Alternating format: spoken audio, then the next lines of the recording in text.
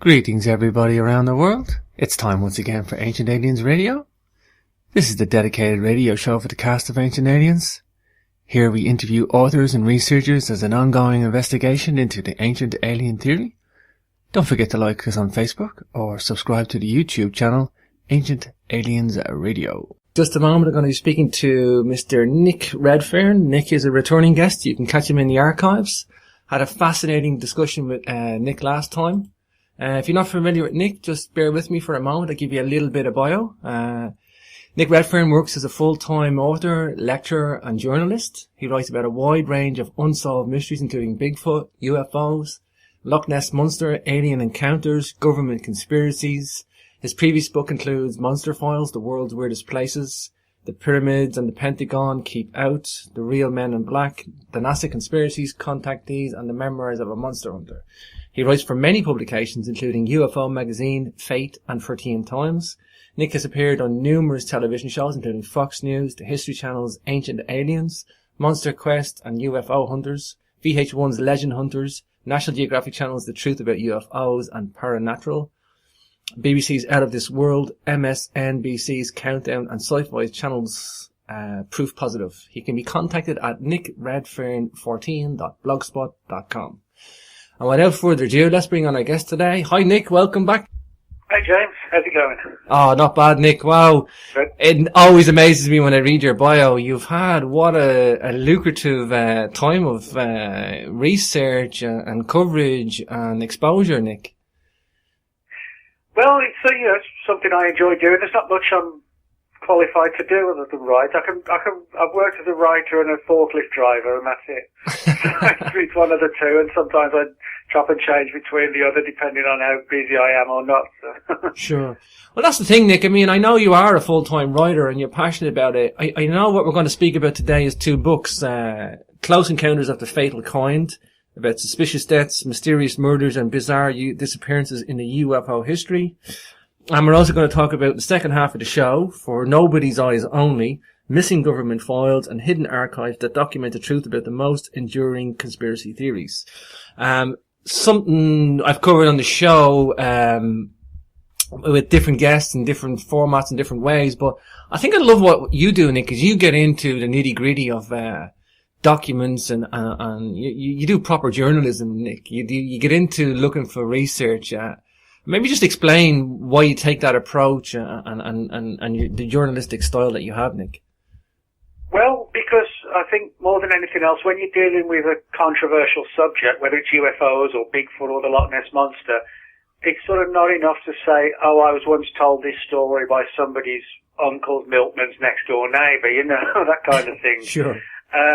Because it doesn't mean there's any issue with the story necessarily, but it doesn't come across as that credible. And I've found if you want to try and demonstrate to people that incredible subjects have credible data in support of them, you've got to present it in the same way that you would if you were writing a regular article for a newspaper on a breaking news story, and present the facts, present the eyewitnesses, get them to speak on the record, back it up with additional testimony or official documents, and then put the story out.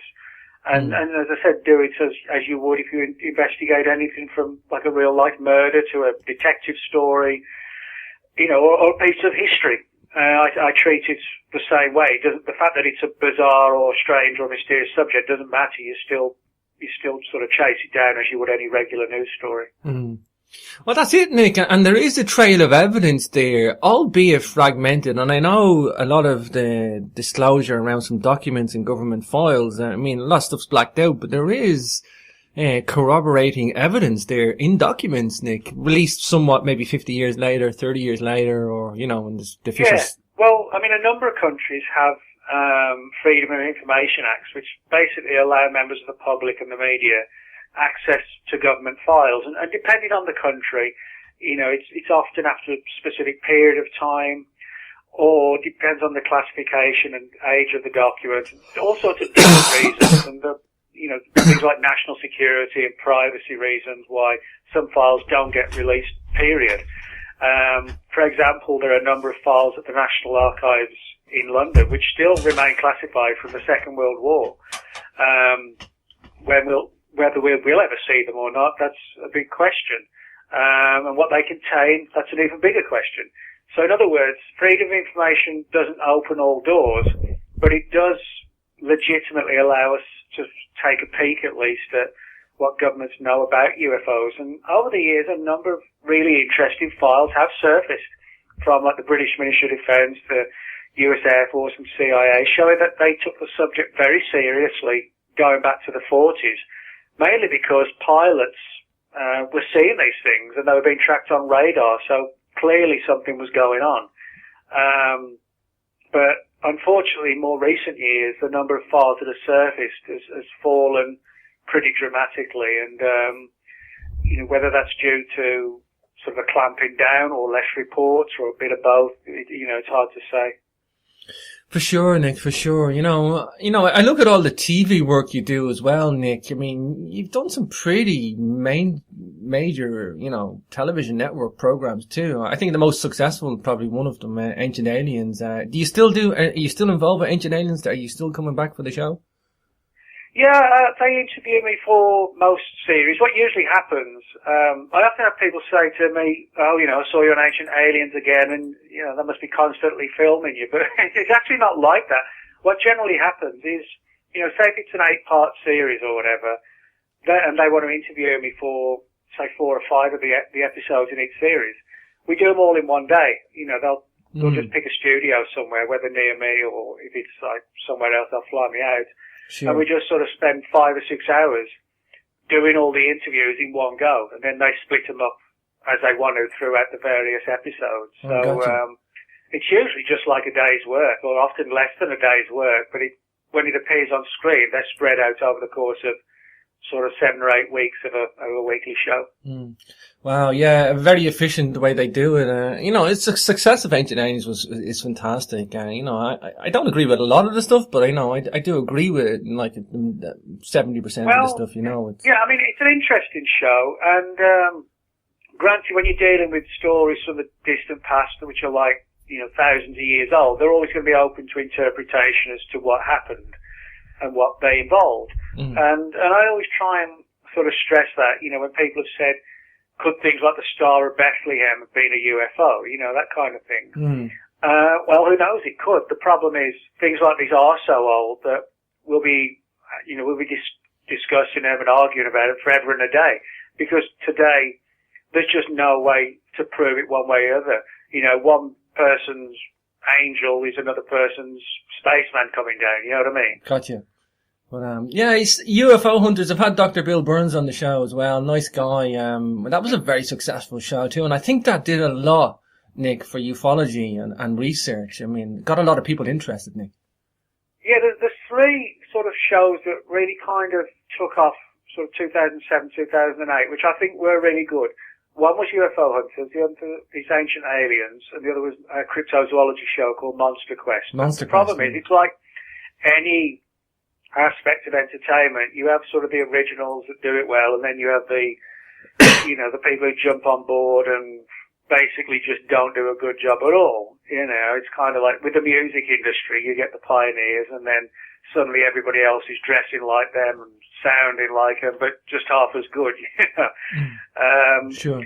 So some of the shows over here today, I just, I don't bother watching them. They're just clearly just inferior versions. Yeah, I think that's the thing, Nick. I think people tried to carbon copy what these guys were doing, and I think with UFO Hunters, Monster Quest, and Ancient Aliens, they tapped into something and nailed it, and really captured something like.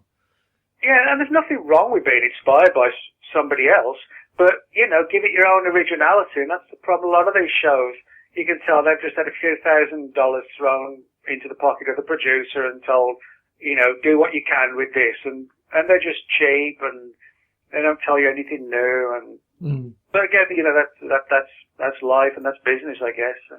Sure. You know, the last time I spoke to you, you had laryngitis and I couldn't do the book. I know, I couldn't do the book interview with you, and that was for Nobody's Eyes Only. We're going to do that in the second half, and so what we're doing a split show today, and we've got 2 books to talk about, so let's get into it, Nick. I mean, your latest one I'm going to talk about first, Close Encounters of the Fatal Kind. Fantastic, Nick. You know, like I say, I love I love documents. I love something to look at, Nick. I love something to get my teeth into. Like, I mean, first question has got to be about UFO in Roswell. I mean, I've had Stanton on the show, Stanton Friedman, great guy, great guest. It's something I haven't looked into was the deaths surrounding the Roswell UFO crash. Maybe tell us about the Roswell UFO crash and the subsequent deaths after it. Yeah, well, certainly Roswell is without doubt the most famous UFO event of all. Granted, it's sort of almost 70 years ago. It was 1947, and so we're sort of reaching that point where pretty much everybody who was alive at the time is now gone. You know, there's literally maybe a handful of old guys in their early 90s, and who knows, you know, what condition they're in to talk or not. But in addition to sort of all the deaths that have come, you know, naturally over the fact that it was almost 70 years ago, there also are a few suspicious deaths surrounding the case. One of them, for example, involved a young man named Vern Brazel. Now, the rancher who found all this strange wreckage on this particular ranch in New Mexico in, in the summer of 1947 was named Matt Brazel, and Vern Brazel was his son. There are rumours and stories that Vern Brazel may have seen some of the wreckage and possibly even like alien body parts strewn around the crash site, and that traumatized him very, very badly, just like a young teenager at the time. Now, we can't prove that, but what we do know is that when he was old enough to leave the family home, he left immediately, travelled around various parts of New Mexico, and then out to the west coast. And when he was in his mid-20s, he shot himself, just committed suicide. And there are a number of stories linking other people who were on site when the Roswell event occurred of having committed suicide, or whose lives were sort of blighted psychologically, you know, for years afterwards, and either descended into depression or alcoholism and died from that. There's also another story of a woman named Miriam Bush. Miriam Bush is a woman who didn't really go public with what she knew about Roswell, but she confided in her family in 1947. And at the time, she was what was called the executive secretary at the base hospital in Roswell, which was actually run by the military. And the story is that the strange bodies found at the Roswell crash site were taken to the base hospital for, if not an autopsy, at least an initial study to try and figure out what they were. And the story is that Miriam Bush was one of the key players on hand when the bodies were brought in. And she told her family about it, but she was sort of deathly afraid, and it sort of really, again, psychologically scarred her, and she became alcoholic. And then in late 1989, she was found dead in a hotel room. The official line was that she'd committed suicide, but what was kind of intriguing was the fact that she had a plastic bag over her head when she was found, and bruises on both arms, which gave rise to suspicions that she'd been murdered. Now, wow. What's more disturbing is that in the months leading up to her death, she developed suspicions. We don't know how or why, but a family have since gone on the record saying she felt she was being watched and followed, and was subjected to sort of, you know, intimidation from a distance, so to speak, just letting her know that someone was watching her.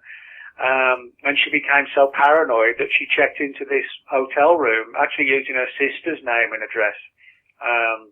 And yet somebody presumably found her. And what's interesting, of course, is she would have been one of the last few living people, because she was just in her early 20s at the time. She would have been one of the last living people who may well have seen the bodies and could explain what they were and what happened to them. So when she was fearful she was being watched and was actually thinking about going public, that might have been the time at which somebody said, you know, we got to take her out or whatever. Wow. Wow.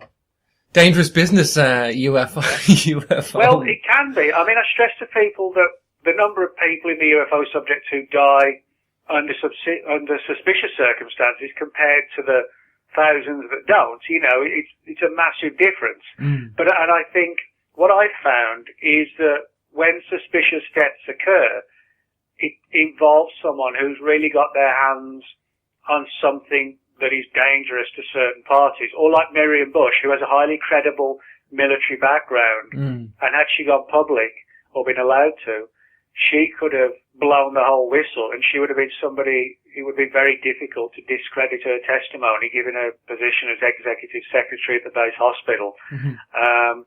So I think, in other words, we're clearly not seeing hundreds of UFO researchers dropping like flies left, right and centre, because all those hundreds, there's no need to take them out because they're not on top of a smoking gun or whatever. But it's the ones who've got the smoking gun are the ones who need to sort of watch out. Sure. Yeah, there's UFO debris at Maury Island in Washington State, same time as the UFO crash in Roswell, 47. Military personnel dead there too, Nick. Yeah, well, the Maury Island's a weird one. It actually occurred just about a week, 10 days or so before the Roswell event, which was early July 47. And we're talking around about the 20th of the 47 for Maury Island. But Maury Island can be found in a place called Tacoma in Washington State.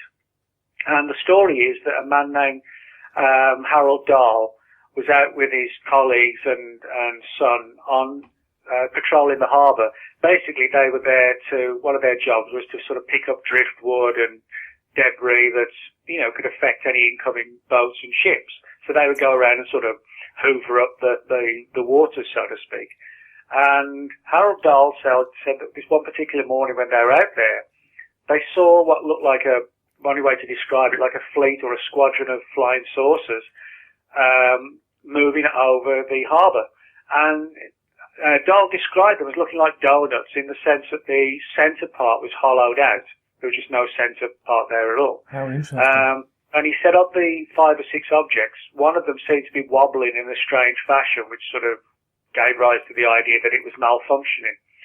And reportedly the other flying saucers all kind of crowded around it as if to lend help in some way. But suddenly this one particular flying saucer or flying donut exploded in midair, and it showered all this debris down onto the water by the shore. And it was described as being 2 kinds. One was like a strange, kind of like a coal slag type substance, and the other one was like a very thin, ultra-light tinfoil type material. Wow. And Harold Dahl collected some of this and took it to his superior, a man named Fred Chrisman. And Chrisman, in turn, contacted a man named Ray Palmer, who was the editor of a magazine called Amazing Stories, because he thought Arnold would be interested in it. Well, it so happens that Arnold had an interest in UFOs and actually co-wrote Kenneth Arnold's book on his UFO encounter in the summer of 47 called The Coming of the Saucers. So what happened was that Kenneth Arnold was basically hired by Ray Palmer to go out to Maury Island to investigate the case and get to the bottom of it. And he spent actually quite a long time in town, just sort of travelling around speaking to anybody and everybody possible. And the local media were on the story and interviewed Arnold and Dahl and Chrisman. And, it was big news at a local level. And inevitably it got back to the military.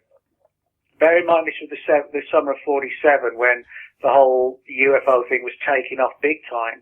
And the military had essentially, sort of this mandate to try and figure out what were UFOs. Were they alien? Were it some sort of secret Russian device, or was it something being built by a secret group in the military, the US military, that the rest of the military didn't know anything about?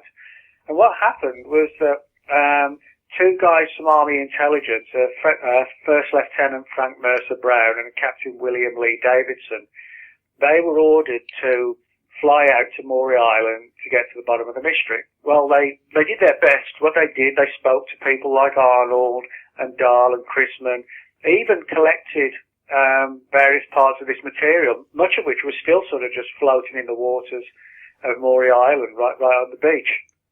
And the idea was that they were due to fly back to a place called Wright Field, which is now called Wright-Patterson Air Force Base, which has long had a reputation as somewhere involved in the UFO mystery. But they'd only, not long after they took to the skies in a Boeing B-29 aircraft, it burst into flames and crashed to the ground and killed both of them near a place called Kelso in Washington State. Wow. And when the recovery team got out there, I mean, they were dead. But more mysteriously was the fact that the box of debris they took with them couldn't be found anywhere. You know, other wreckage was found and some of the possessions of the crew was found, but this box of debris was mysteriously gone, which gave rise to the theory that somebody had removed it before the crash team got there. Now, on top of that, two of the local media people, they also died under unusual circumstances, and autopsies couldn't figure out how or why. It was just like, you know, they just died. And Kenneth Arnold, when he flew back after finishing up his work, he took to the skies only to find his engine starting to splutter, and he crashed to the ground. Luckily, he survived, but he found that whoever had filled up his fuel tank had left the fuel tank cap wide open, and it froze the fuel as he was flying.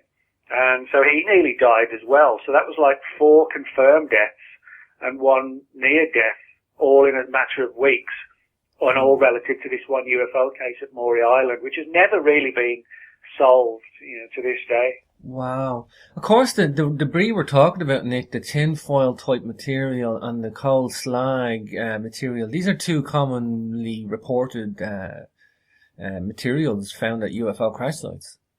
Yeah, particularly with Roswell, that's what sort of made things stand out for the rancher, Matt Brazel, who recovered it.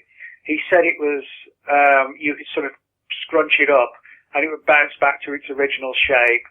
And it was sort of really lightweight, but it wouldn't leave any creases when you folded it up. But it would just spring back again. And that's what caught his attention and why he thought it wasn't, you know, just like a weather balloon or whatever. And he drove actually all the way into Roswell. A lot of people don't realise the crash site, even today, he's around about a 2-hour drive from the city of Roswell. That the only connection between the crash site and Roswell, the town, is that the military base in Roswell was the closest one to the crash site. So they travelled out to recover the wreckage. But, you know, a 2-hour drive, even today, is a long drive. So it wasn't really, there was no real Roswell link to the crash. But when the military were told the story by Brazel, they went back out there with him, and reportedly there was this huge operation to recover just about all and every scrap of this material. And some of the old timers, the guys who were around still in the 80s, they spoke about, you know, handling this material and couldn't figure out what it was because it was so light and so pliable, but it would just bounce back as if it had like sort of memory metal qualities to it. Wow. The Defense Secretary, James Forrestal, do you think he was going to speak out about UFOs? Perhaps, you know, he was taken out for that reason? Yeah, I mean, this is one of the major theories. James Forrestal was the first U.S. Secretary of Defense, and he achieved that position in 1947, which kind of coincided with the passing of the National Security Act in the US. And also, as I mentioned earlier, 1947 was the year the flying saucer was sort of born, and the year of Roswell. So a very interesting year in terms of the whole issue of what really happened with James Forrestal. Now, Forrestal was someone who may not have been the right person for the job. Even before he had the job, we sort of 10, 15 years before, he certainly had sort of emotional issues in terms of getting close to people and held his feelings in, and had sort of a troubled life, and his wife did as well. She had sort of violent mood swings. So although he was very clever, very informed about world politics, and which is one of the reasons why, you know, he was given the job as Secretary of Defense, but he wasn't necessarily someone who handled pressures very well. Mm-hmm. And of course, in that sort of job, you need to be able to handle pressure as well. And certainly, the job did take its toll on him, and he became depressed. But on top of that, there are a lot of rumours that when he became Secretary of Defence, Forrestal was sort of given a classified top-secret briefing on the UFO issue, and possibly was even shown the remains of the wreckage and the dead bodies from Roswell. Now, I'm sure most people, it's difficult to try and put yourself in the shoes of what would happen if you were shown all that. I'm sure most people would be a combination of shocked and excited, and it might literally put some people into a state of shock, and panic them. It's hard to know until you were actually exposed to it. Mm-hmm. But the story is that Forrestal was never the same again. And because he then began to descend into depression and anxiety, people who'd exposed him to the truth, because it was part of his job to know this, then became fearful that he was going to be a problem. What if he decided to go public? And that's the theory as to what happened, that he felt the world needed to know. It wasn't something that should just be known to a small group of, powerful people in the military or whatever, that everybody should know that we're being visited. And he kind of descended even further into this state of anxiety and stress, and pretty much had a full-blown nervous breakdown. And he was taken to the Bethesda Naval Hospital in Maryland, essentially for his own well-being. But the official story and the correct story is that he did start to get better. He made a major recovery, and he had plans for what he would do when he got out of the hospital, and actually hired a new chauffeur to drive him around, and sort of galvanized and ready to go back to work. And the night before his death, his brother, who was angry at the fact that it was almost as if he was being held there against his will, people kept coming up with excuses why he couldn't be released yet, said, I've had enough of this, I'm coming to the hospital tomorrow morning, and I'm going to get him out and bring him home.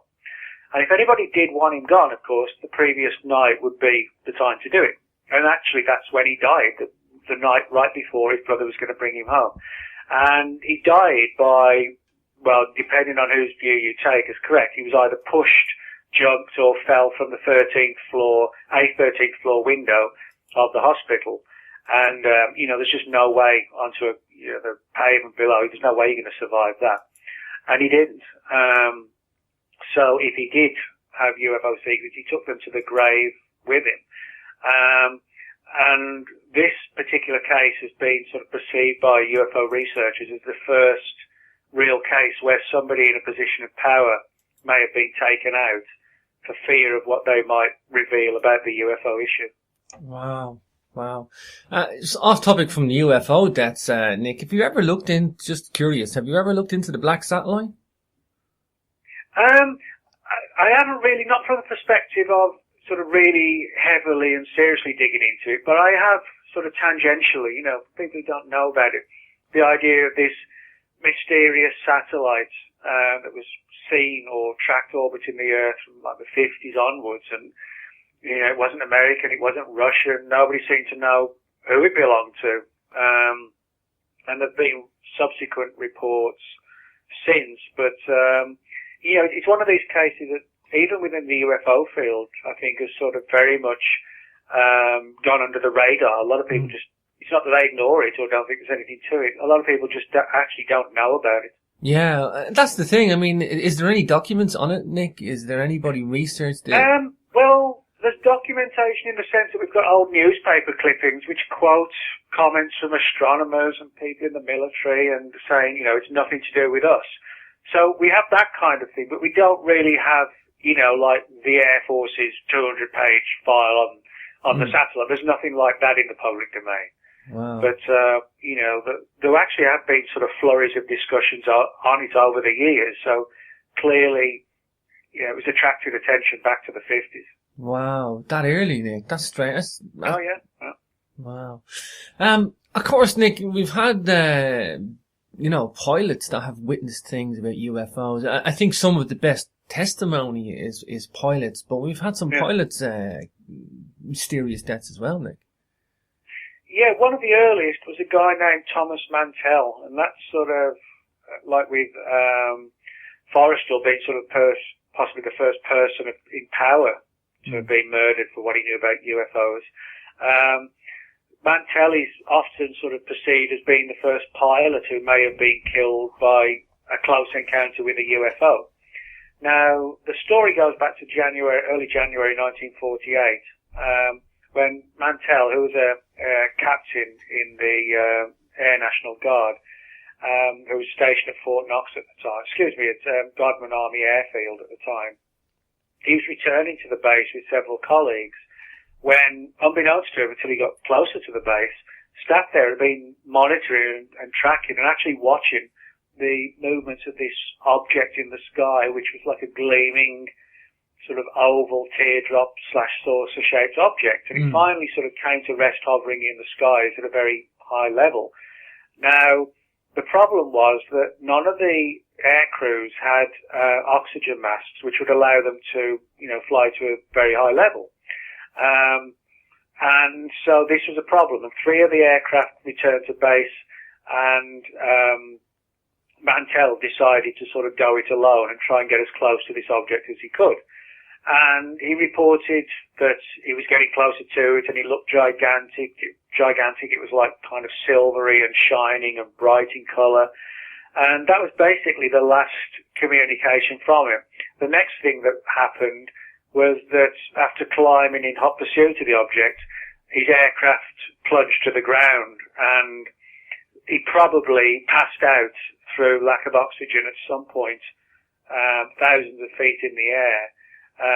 He actually climbed to like 25,000 feet, which at that point, you've really got to have oxygen. So the only sort of saving grace is that when he slammed into the ground, he was probably already unconscious and didn't know anything about it at all. But the fact that he was closing in on the UFO and then suddenly his plane plunged to the ground has given rise to the theory that maybe the powers behind the UFO took some sort of action against him. And it's also a fact that the UFO suddenly vanished right afterwards. After being in the air and near the base for a number of hours, it was suddenly gone. But there were reports of other encounters in the same area and in the days that followed. And also an interesting story about how supposedly when Mantell's body was recovered from the aircraft, there was barely a mark on it. He looked just like somebody who was sleeping, which isn't usually the case that you have when, a plane crash occurs. A plane crash usually isn't like in the movies where they just, you just see the dead bodies lying everywhere. In a major plane crash, they're pulverized. Not nice thing to think about, but they are. Sure. And Mantell wasn't. He would just look like, he was sitting in the plane, which was very odd. Wow, how bizarre. Of course, another line of research is authors and researchers into UFO cases. Maurice Jessup, great case. Was he, taken out because of his investigations? Well, I would suggest he was. I mean, Maurice Jessup was someone who was sort of a major player in the UFO subject in the 1950s. Bear in mind the whole modern era of UFOs started in 47, and that's when Jessup got interested in it. But it was sort of round about 1952 that he really started his investigations. He did a lot of travelling throughout Mexico and South America because he came to believe that a lot of the ancient pyramids, what are called the step pyramids in South America, similar to the Egyptian pyramids, he came to believe they were built by extraterrestrials. He believed that all these massive stone blocks, which, weigh multi-tons, could only have been moved by something like levitation or anti-gravity. So he came to believe that we had ancient astronauts thousands of years ago. And of course, this is interesting because a lot of the more modern day UFO researchers, like for example Eric von Daniken, really didn't start talking about the whole ancient aliens, ancient astronaut scenario till the late 60s, early 70s. Sure. And yes, Maurice Jessup was talking about it in like 52, 53. And on top of that, his other big interest was the modern era of UFOs in the 50s. And he wrote 5 or 6 books, the most famous one being called The Case for the UFO. Now, the more that he dug into the subject of UFOs, the more he seemed to attract official interest, as if someone was watching him and following him. And kind of like the Secretary of Defense, Forrestal,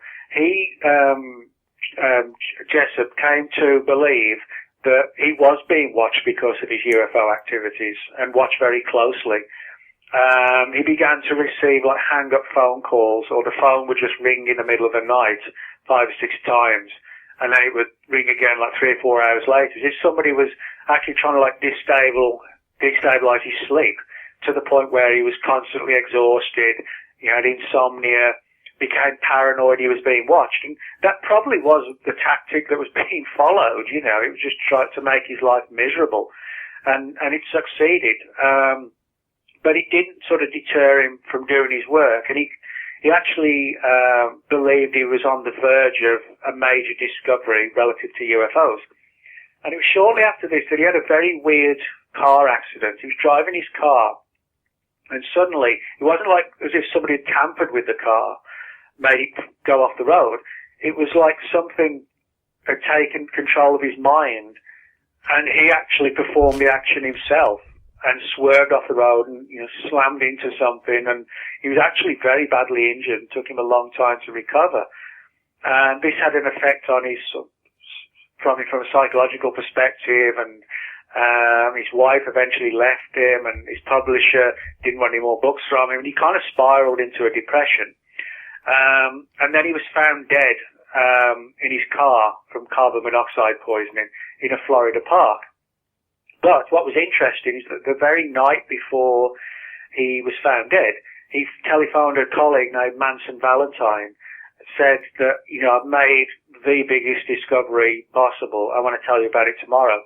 And Valentine said afterwards that Jessup was sort of bright and enthusiastic and laughing and chatting. Then the next day he's found dead in the car. Now, there are a lot of weird things about his suicide. Number one, a hose pipe had been attached from the exhaust through the front window, driving window of the car. And through the small gap, the hose, being pushed through. But to ensure that no air could get in, the gap had been stopped up with 2 wet towels. Now, when checks were made with Mrs. Jessup, his wife, although they'd split up, they weren't divorced, the towels hadn't come from the family home. Wow. And although they were soaked, they weren't soaked with the lake water that surrounded the area where he was found. It was fresh, clean water. But there weren't any containers by his car to say where the water had come from. In other words, somebody had sort of put these wet towels and jammed them in the windows to prevent any air getting through. Sure. But it clearly doesn't seem to have been Jessup who performed that, because there was no evidence that he handled any water, and there was no jugs or bottles or anything. And on top of that, one of the things that generally happens in a suicide, even though if it seems straightforward, is that there's an autopsy over here in the US.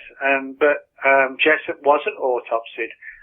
It was just assumed that he killed himself, and he was very buried very quickly. Wow. So in that sense, you've got a lot of weird aspects surrounding his last days, just like Forrestal as well. I think Jessup's phone call to his friend sealed his fate, Nick, perhaps. Yeah, well, that's the thing. It can't, that sort of almost eerily parallels James Forrestal's brother saying, "I'm coming to the hospital tomorrow morning, I'm taking him home," take that sort of thing. Yeah. And that was possibly Forrestal's downfall. And I think it's the same with Jessup. His downfall may well have been that, he'd spilled the beans and somebody was listening on the phone that, tomorrow everybody, his brother's going to know what Jessup knows. And whatever that was, unfortunately, we don't know. He never had the chance to tell Manson Valentine what it was that he found out. Wow. Got to talk JFK. We're going to talk about it in the next book as well, Nick. But JFK, I have heard this one before, that perhaps, if there was going to be somebody in the know. I mean, he was assassinated in 1963. I have no doubt, Nick, and I think anybody who has a logical mind can pretty much accept there was a conspiratorial event around his, assassination. It wasn't a straightforward assassination like we're led to believe. I think pretty much a lot of the public accept that now, Nick. I think they're still trying to sell it to us something else, but, you know, maybe he knew about UFOs, Nick. Yeah, I mean, where I differ with some of the conspiracy researchers, I don't think Lee Harvey Oswald was actually innocent. I think he was part of it. But what I think happened was that he was set up to be the patsy. I think he thought, you know, he was going to get away with all the other gunmen, you know, the other 2 or 3 or however many there might have been. But then when he was sort of left on his own and everybody was suddenly gone, he realized he was going to be the fall guy. So in that sense, he was a patsy, but I don't think he was totally innocent and didn't know what was going on. But the reason why I include a chapter on Kennedy in the book is, despite the fact that, you know, we have the theories that it was the KGB who did it, or the mafia, you know, the Cubans or whoever, one of the most sort of incredible theories is that, like Secretary of Defense Forrestal, Kennedy, who after becoming president was reportedly briefed on the UFO subject, supposedly wanted to tell the general public and by default the world the fact that, yes, UFOs were real, they were visiting us, that we'd recovered possibly at least one crashed UFO and a number of dead bodies, and he felt that everybody had a right to know. And the story is that he sort of slammed his fist down on the Oval Office desk and said, you know, I'm going to tell the public, like it or not. And powerful figures decided, well, no, we don't like it, and you're not going to do that. And so the story is that the countdown was then on to take out the president, and which actually did happen. You know, the big question is, of course, why? Now, when we look into it, we actually do find a lot of threads linked to the Kennedy assassination that tie it with UFOs. For example, Fred Chrisman, who was one of the major players in the Maury Island event in 1947. Well, Chrisman was actually identified or suspected as being the second gunman in the Kennedy assassination by Jim Garrison. Jim Garrison was a famous Kennedy investigator who was played by Kevin Costner in the JFK movie. Sure. And Garrison actually, as I said, came to believe that Fred Chrisman from Maury Island was the second gunman. Now, another person who Chrisman was linked to, and who also Oswald was linked to, was a former FBI agent named Guy Bannister, who many researchers have suggested was in on the assassination as well. Well, Guy Bannister in 1947 when he was still working for the FBI, investigated a number of UFO cases and received a behind closed doors briefing by the Army in Utah about the UFO phenomenon. And we don't know what was spoken about at that meeting. But Oswald was linked with him as well. And there was also another character as well, named Marshall Rika Nociuto, long and rambling name, but he was friends with Fred Chrisman going back to 1947, and also had a link with Dallas, Dealey Plaza, and certain people who worked in the intelligence community in that period and location. And that's sort of just the tip of the iceberg. There are literally dozens of threads. Even Lee Harvey Oswald had a link to the UFO subject as well. Just before the assassination, he worked for a Dallas company called Jaggers, Charles and Stovall, and part of their job was to print photographs. And they had a contract actually with the military to print like high-flying spy plane photographs, you know, that have been, say, flying over the Soviet Union. They would use Jaggers, Charles and Stovall to print high-quality pictures. Well, the pictures that Oswald himself developed, many of them were taken by the U-2 spy plane. And the U-2 was actually developed out at Area 51. So in a strange way, we've got like a link between Oswald and Area 51. Sure. And there's so many threads like that sort of lead from the UFO subject to the assassination and back again. You know, this funny thing is, we're talking here from the late 40s, the 50s, now into the 60s, Nick. You know, it was a different era. I mean, nowadays, I think it's so easy to cover things up with technology, Nick. It's an easier, maybe that's why we're not getting many documented cases these days. Yeah, I mean, I think, well, there's absolutely no doubt that, I mean, weaponry has been developed some called non-lethal weapons, although they can be quite lethal as well, that can sort of kill without, the need for a bullet or a bomb or whatever.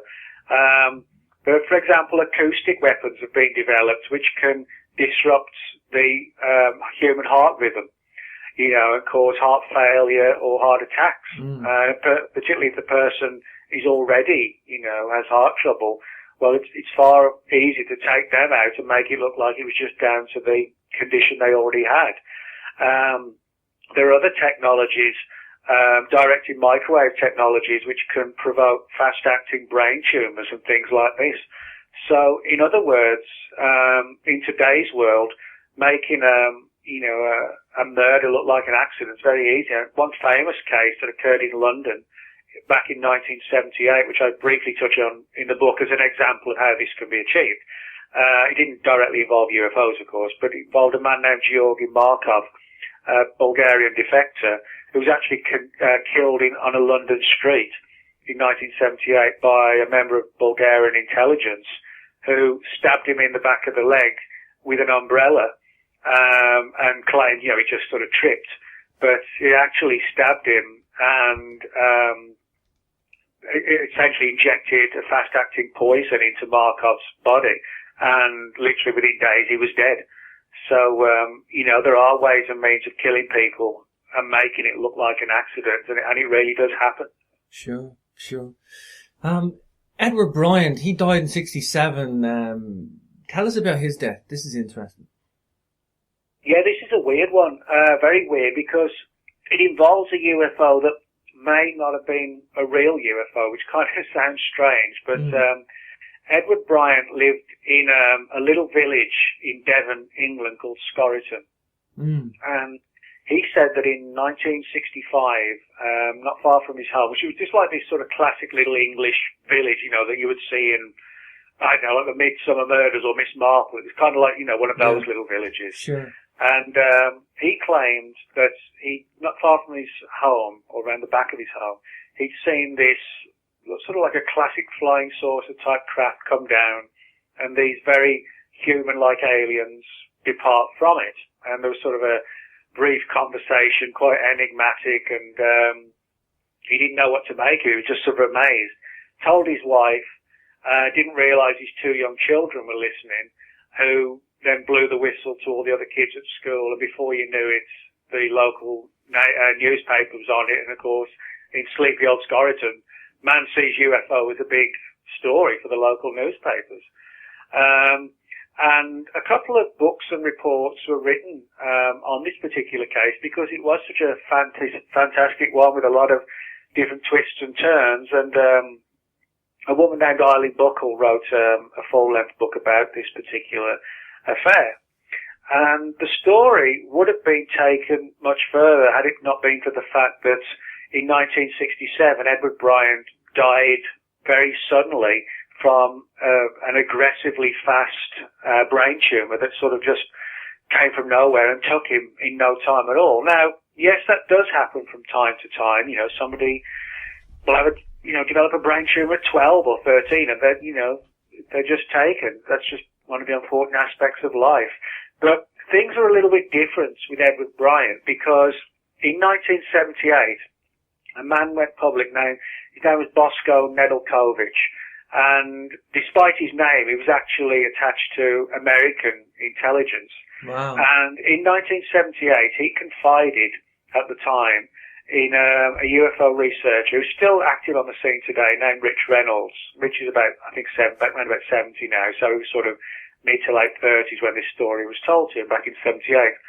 But the story that Nedeljkovic told was that although there were real UFOs, that certain agencies had decided or come to a conclusion that it was essentially possible to fabricate a UFO incident by using sort of sophisticated mind-altering technologies and hallucinogenics and all sorts of things, psychedelics even, where you could essentially make a person think they've seen anything you wanted them to see. And this was basically based around things like mind control and mind manipulation projects. So the idea was, well, why don't we use the UFO phenomenon as a means to test out these new technologies? And if we can make people see aliens and little green men or whatever, then that's a good point if we can get them to think they've seen anything, which would work very well on the battlefield, of course, if you could, convince or have the entire enemy hallucinating and just, totally not knowing what they're doing. Sure. And Bosko Nedeljkovic told Rich Reynolds that part of this hallucinatory scheme that was essentially targeted on Edward Bryant involved bombarding him with directed microwaves to affect his normal state of mind.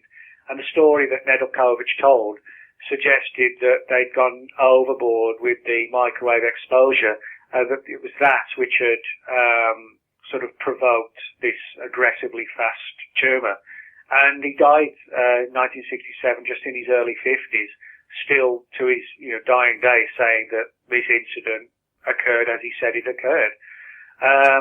And it's a case, although the case is known, Nedeljkovic's story is far less well known, so nobody's really dug deeply into this aspect of the case before, and I'm hoping that sort of at least bringing it to light, if anybody knows anything about it, it may possibly promote them to come forward, hopefully at least. Sure. I know Linda Moulton Howe, she obviously appears in Ancient Aliens too. She looks into the mutilations, the cattle mutilations. Do you ever look at this subject matter at all, Nick? Yeah, I've written quite extensively in early books about the cattle mutilations. I wrote a book in 2004 which looked at a bunch of official government files on cattle mutes that had been officially released a few years earlier. Mm-hmm. But one of the things I touch upon in the book is sort of the more disturbing angle of so-called human mutilations, where in the vicinity of UFO sightings, people, or rather the sort of mutilated bodies of people, have been found in the same locations, reportedly with like eyeballs missing and tongues and skin removed with what looks like sort of intelligent techniques or scientific techniques. In other words, they don't seem to be people who've been attacked by wild animals and savaged and, sort of bitten by like a lion or a mountain lion or, wild dog. They appear to be sort of surgical procedures. And the fact that a number of these incidents, as I said, have occurred in the direct vicinity in the same time frame as UFO sightings has given rise to the idea that, these extraterrestrial entities or creatures have used us in sort of bizarre medical experimentation, which actually includes, killing people and taking organs and, bodily materials and so on. Mm. The Australian pilot, Frederick Valentich, he disappeared in 78. Tell us about him. Yeah, this is one of those cases that has never been resolved, and it probably remains more of a mystery than many of the others because, his body was never even found either. At least in the cases like Maurice Jessup, or Forrestal, or even Mantell, the bodies were found, and so we may not know what killed them, but we know where they are and, where they were found and so forth. But that's very different to the story of Frederick Valentich. Now, Valentich himself, at the time of his disappearance in 1978, he was only 20 years of age at the time, but he was a very skilled pilot. He actually obtained his pilot license while still in his teens. And it was on the night of October 21 when he sort of literally vanished, into nowhere. Now, at the time, on the night in question, he left a place called Moorabbin Airport, which was actually situated in the city of Melbourne. And he was flying a Cessna 182 aircraft, so just a small aircraft. And he was due to fly to a place called King Island, over what was called the Bass Strait. And it was round about 125, 130 miles, something like that. So it should have been a fairly regular, straightforward flight there and back. Mm. But it turned out not to be, because as he was flying, Valentich reported to the ground control personnel that he could see what he described kind of vaguely as a large aircraft overhead. And he couldn't figure out what it was. He couldn't sort of recognize the shape. And bear in mind, it was sort of dark and it was night time as well. All he said was it was kind of long. in terms of its shape. But it seemed over time to take more than sort of a passive interest in his aircraft and closed in on it, and he actually felt that he was being threatened or chased by whatever this UFO was. The lighting on it was certainly different to the average airplane. You know, there wasn't sort of the typical red and white lights that you see. There was just one green light, and that was it. There weren't no more at all. And then, as he was talking to the ground control people, this is a conversation that was recorded, by the way, there was suddenly a number of seconds of this strange noise, like a metallic scraping or grinding. And that was basically the last conversation, if you can call it a conversation, he had with the ground crew. After that, there was nothing. And extensive searches were launched, the emergency services and private planes and ships, to try and find him, with no luck whatsoever. Checks were made on the island where he was going to and surrounding islands. Checks were also made to see if he, staged his disappearance, wanting to start a new life somewhere else. Wow. There was no indication of that, and even to this day, nothing has been found. There was no sort of telltale oil slick, on the surface of the ocean, no wreckage, nothing washed up on the shore, of any shore. But an extensive report or dossier was put together that ran to hundreds of pages, and that was just declassified a couple of years ago. And it shows, it's sort of the one thing that gave the family, I think, some degree of relief was the fact that, they hadn't given up on him, that the authorities actually spent a massive amount of time trying to get to the bottom of how Valenti disappeared, but nobody ever did, unfortunately. Wow. You're in your hometown, Texas. There was a UFO confrontation there as well in the 80s, Nick. Yeah, Saturday got up to 84. Yesterday was about the same. Today it's rained all day, so it's kind of dropped down a bit today. And, although I've lived in Texas for 13 years, I live just outside Dallas. Even now I have trouble when it gets up to when it's pushing close to the 90s. I keep vampire hours. I just can't go out in the day. Wow. It's too much, sir. Wow. Nick, a lot of scientists have died in the 80s and 90s, and there's dozens, Nick. There's absolutely dozens of these guys, and, tell us the links between some of these cases and UFOs. This is probably the strangest chapter in the book. It all involves a group of various scientists that worked for Marconi.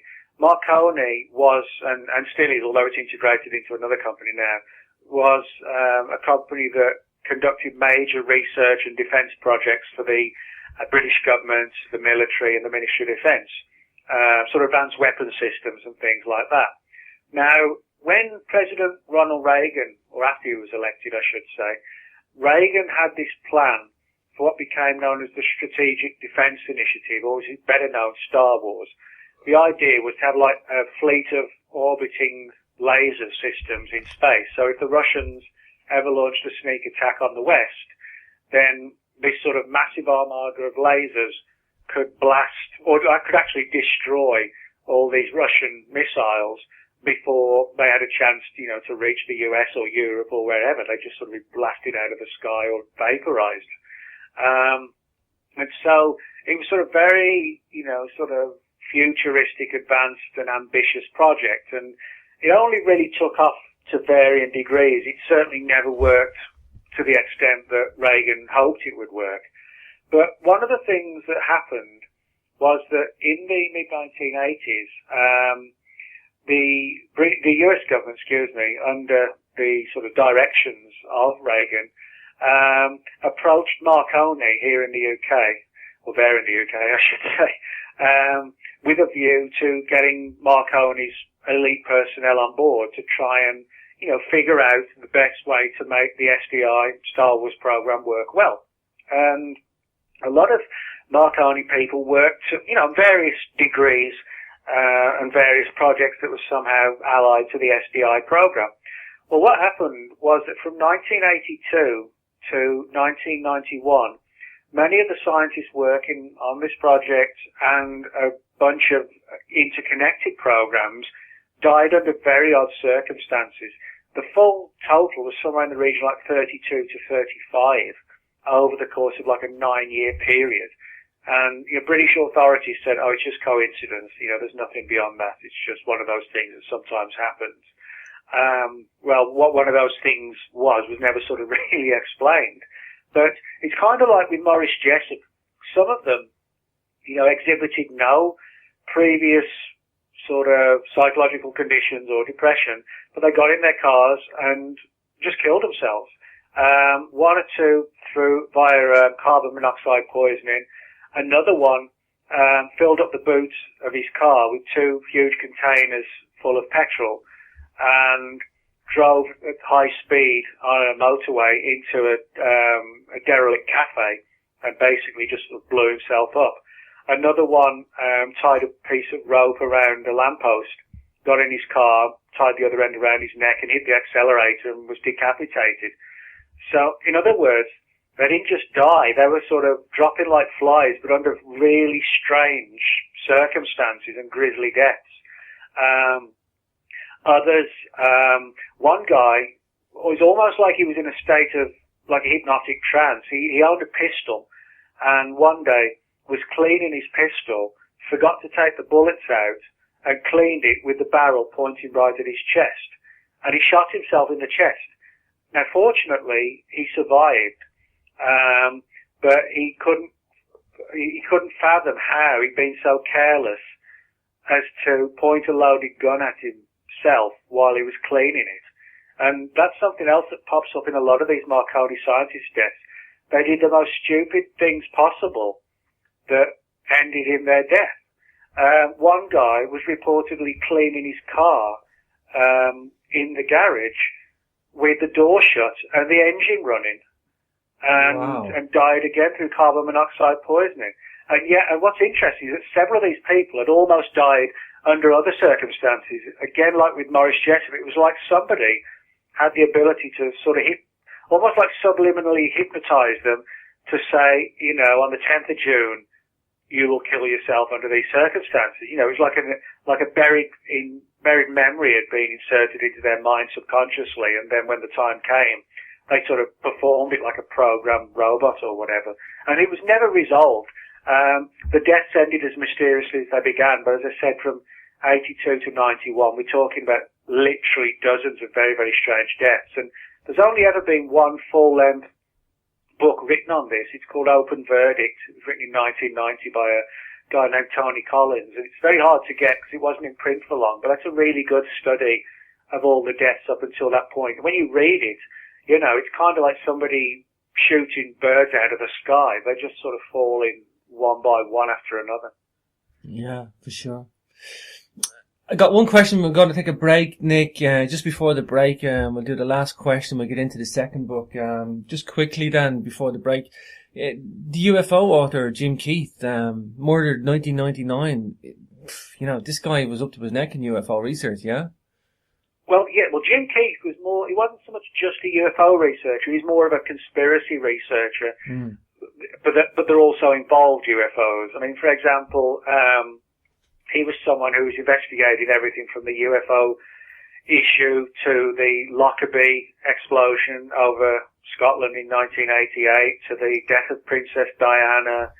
I mean, you name it. If it was a cover-up, he was heavily involved in it. And Jim Keith, in the late 90s, was looking for a sort of a new story to dig into. And the one that fascinated him the most was a story of a group, like a shadowy, powerful group. Not like an official government group, but one that was sort of unofficially made up of very powerful people from all around the world. That became known as the Octopus. And supposedly they were responsible for a lot of these mysterious deaths. In other words, it wasn't, like MI5 or the CIA or the KGB. It was this sort of very powerful, almost unofficial group. Kind of the story was that it was responsible for sort of deciding on world events, and that, the people who we think really run the countries actually don't. That was kind of the scenario. And the reason why Jim Keith was interested in following this was because a previous investigative journalist named Danny Casolaro had been on the trail of the Octopus, and he was found dead in a hotel room in 1991 with his wrist slashed. But both wrists were so heavily slashed that it seemed almost impossible that somebody could have slashed the one wrist so badly and then used that same hand to slash the other wrist as well. But that was the official story. Now, Jim Keith, just right up until the point of his death in 1999, began reporting a lot of what seemed to be computer hacking and monitoring of his computer and wiping out files as if somebody was getting ready to wipe him out as well. And that's actually what happened. He was at a conference, an event called Burning Man in Nevada, like a celebratory type event. And he fell off the stage. Now, that in itself seems like it was probably an accident. But when he went to the hospital, his nephew came along, and Jim Keith said to him he was fearful that if he was operated on, he wasn't going to wake up from the operation. And that's actually exactly what happened.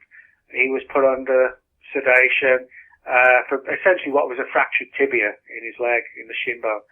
And he didn't wake up. He died reportedly from a blood clot to the lungs. Now, what's ironic is that just before his death, he'd actually been writing about this particular weapon that had been developed to make a murder look like an accidental death, where you inject this particular substance into a person and it provokes massive blood clots in the lungs, which is exactly what he died from. So that was sort of like a very weird, sort of almost like Grim Reaper type aspect to his death, and to this day a lot of people think it was kind of like a signal. He was looking into all this sort of stuff, and then he died under the very circumstances that he'd been warning people about, and so that the idea was that the octopus was sending a message out to other people in the conspiracy field. Wow. Okay, Nick, we're just going to take a quick break. For the listeners, Nick Redfern 14.blogspot.com. You can check out Nick there and see what he's about. So we're just going to take a quick break, Nick, and we'll be back in just a moment. Hi, everybody, and welcome back to Capricorn Radio. This is your host, James, and I'm speaking to Mr. Nick Redfern. We got a split show today. Second half of the show, we're going to talk about Nick's book, For Nobody's Eyes Only. Talking about missing government files, hidden archives that document the truth behind the most enduring conspiracy theories. And I do love a good conspiracy theory. Welcome back to the show, Nick. Thanks, James. I know we were going to do this book about 5 months ago, but I was down with bronchitis, laryngitis, or a combination of who knows what. You didn't sound the best, Nick, when I spoke to you, and I went, okay, I'll give the guy a bit of space, and I actually got so consumed. I must have done about 40 shows since that, Nick, and I just got so consumed. Oh, I know, yeah, I've been so busy. Not too bad, another book's come in the door, and I went, great, I'll do a split show, so. But here we are today. Actually, it ties in with some of the stuff we were talking in the first half of the show. Some of the cases do, yeah. There's a little tie-in, yeah. So I guess the big one again, Roswell UFO, we've got missing files on that, Nick. Actually, before we even go there, tell us about the process of the Freedom of Information Act for people that are in the UK, Ireland, that won't really know much about it, Nick. Well, yeah, the British government has a Freedom of Information Act, as do many countries like Australia, Canada, the US, most of Europe, Scandinavia. And they're all sort of broadly similar in the sense that members of the public and the media can apply for government and intelligence and military files to be released if, the relevant agency decides the material can be released. And sometimes, that you can get files from like last week or last year. Other times, we're still waiting for files from the Second World War to be released. So, and then you have sort of somewhere halfway between the two where you'll get files from 20 years ago or 15 years ago. But also, all of the Freedom of Information Acts all around the world, they all have legislation that allow agencies to continue withholding and classifying files really for as long as they want to. Now, the British one, in Britain, there used to be what was called the 30-year ruling, which meant that all files, regardless of classification, had to be withheld for a minimum of 30 years. Mm-hmm. But now we've got the Freedom of Information Act, which has existed in its current form for about 13 or 14 years.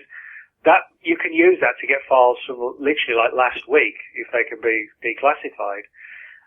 So in other words, it's a good and useful tool. It doesn't open all doors, but, it does open a lot of doors, and particularly from a historical perspective when we're sort of trying to fill in the gaps of, old mysteries and things like that. So can anybody access this stuff, Nick? Do you have to have a special permit or, can... No, I mean, the National Archive, the British National Archive, is located in Kew, on the fringes of London. And you can just go down there. All you need is like a passport or a driver's license to prove who you are. And you can go there, and it's kind of like pulling, a library book off a shelf. You can request, there's like huge, volumes, like master lists that describe the files. They're now obviously online and, at their website, the National Archives website as well, where you can type in a particular word. Say if you're interested in, German Zeppelin flights over the UK in the First World War. Mm-hmm. You can type in Zeppelin and it'll list all the available files at the National Archives that you can find there. So you can go down, pull the files, and get to read them. You can photocopy them, take them home, and, you've got copies of what used to be a classified file that only the director of MI5 or whoever would have seen. So, it's like a fascinating opening on history. And I said you don't have to be a journalist or a writer. You can just be anyone, an interested party who just wants to know a little bit more about what went on. Mm-hmm. And that's it. Wow. Of course, Nick, you love the Monster Quest stuff, you love the conspiracies, and you love the UFO cases, as do I. That's why I love to do the shows, Nick. These are the ones, the mysteries that I like to explore. Same thing that appeals to me. I'm guessing, Nick, not everybody wants to research this stuff. I mean, there's probably a lot of mundane, normal stuff, all those secretive... Well, yeah, that's right. I mean, even for me, I enjoy sort of the lure of the mystery and digging into it. But even I get frazzled, where you're kind of looking at, for 2 days, you're sitting going through box after box after file and you don't find anything. And all you can think about is, it's time for a cold beer or whatever. I just can't do it anymore. Wow.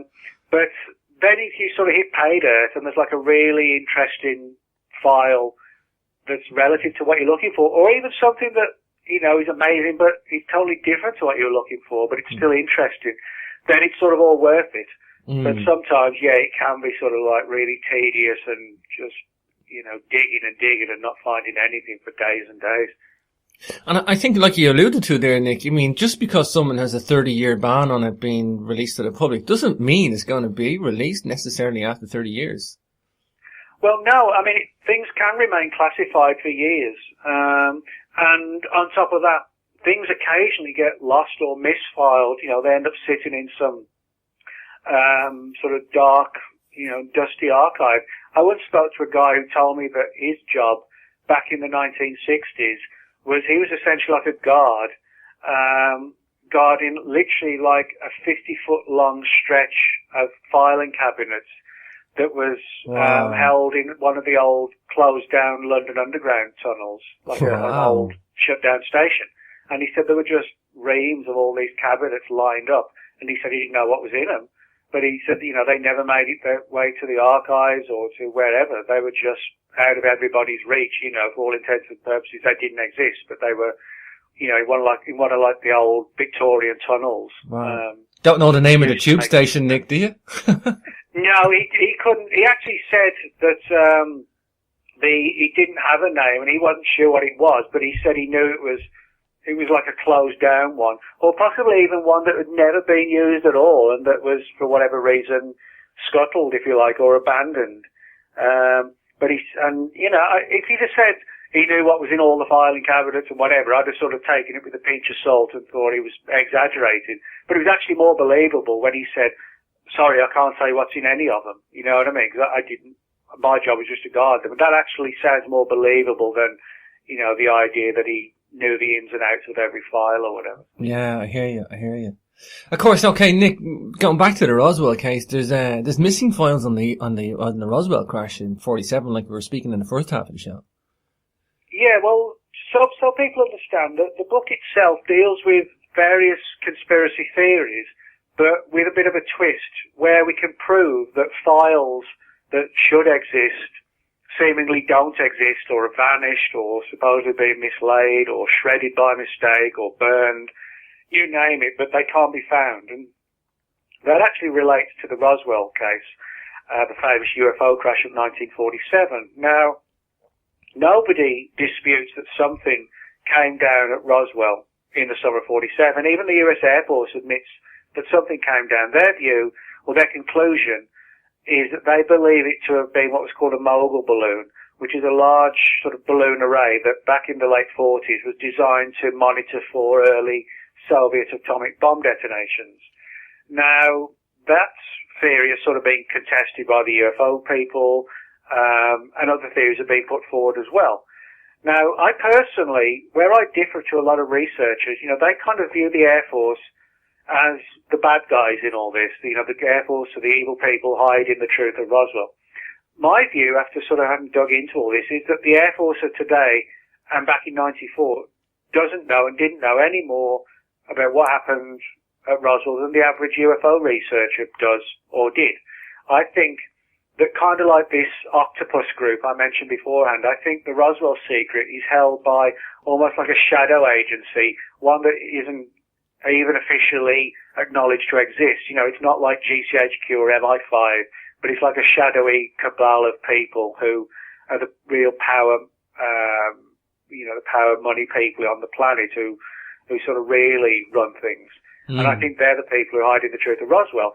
But to get back to the mystery of missing files, in 1994, the New Mexico congressman at the time, Stephen Schiff, he pushed for the files on Roswell, if any existed, to be declassified.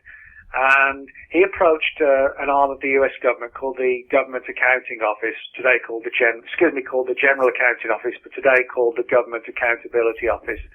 And he ordered the GAO to launch an investigation. So the GAO went knocking on every door in Washington, like the CIA, the FBI, everybody, and said, the GAO is a very powerful group, and they essentially said, you will search for any files on this incident and you will hand them over, whatever you find. Now, nobody found anything, and that's why it leads me to believe that, the agencies who we think are hiding the truth about Roswell actually aren't. But what did turn up was that the Air Force found that during the course of their study, all of the outgoing messages from the Roswell Army Air Force Base that covered the period of the Roswell crash and also a year or so previous and a couple of years after were completely gone. There was no evidence they'd been destroyed, stolen, or there was no orders to say move them to somewhere else. For all intents and purposes, they just could not be found. They weren't in the archives where they should have been. And nobody could account for how or why literally like 3 or 4 years of all the messages from the Roswell Army Air Force Base had gone. Unless you take the view, as I do, that somebody was very worried that it contained in these old archives may have been data and evidence that had a bearing on the crash. And so everything was kind of scooped up and collected and taken to, a new safe holding place. So that's one verifiable, that's 100% verifiable example where files have vanished on a major UFO case and not even the military themselves can figure out who took them or even how they were able to take them or where to. Wow. Rendlesham Forest, Nick, what a case this one is. There's two massive cases, Roswell, New Mexico, and the Rendlesham Forest case for me anyway. Obviously again, was in Ancient Aliens, I believe. But we've got missing files surrounding this incident too. Yeah, the Rendlesham Forest case, in terms of its sort of scope and the number of people involved and people coming forward, it's kind of like a British Roswell. It doesn't involve a crashed UFO, but in terms of its importance and everything else, then it sort of rivals Roswell to that amount. It's certainly a notoriety. Certainly in the notoriety, Nick. Oh yeah, and literally dozens of military personnel were involved, and it occurred in December 1980 in Suffolk, England, at a twin military bases called Bentwaters and Woodbridge, and they sat basically right next to a place called Rendlesham Forest. And in late December 1980, various airmen at RAF Bentwaters reported seeing these strange lights in the woods. And so they got permission to go out there, and over the course of 3 nights in late December 1980, various groups of military personnel saw everything from weird balls of light flitting through the trees to a small triangular-shaped object, almost looking like a small stealth-type aircraft, flitting through the trees. Other airmen talked about seeing these strange 3-foot-tall humanoid creatures with cat-like eyes and beams of light being shot down from the sky, and all sorts of things. And it sounds like from the witness testimony that a major cover-up was put into place and people were debriefed and told not to talk about the incident. But of course, inevitably people did. You know, a lot of the people involved were just young guys, like 18, 19, and, you know, they couldn't resist telling their families, and then the story spread and spread. So, you know, it wasn't contained at all. Now, what's interesting is that, as with Roswell, the sheer scale of the event and the number of people involved would suggest that official files had been put together on the case. There should be something.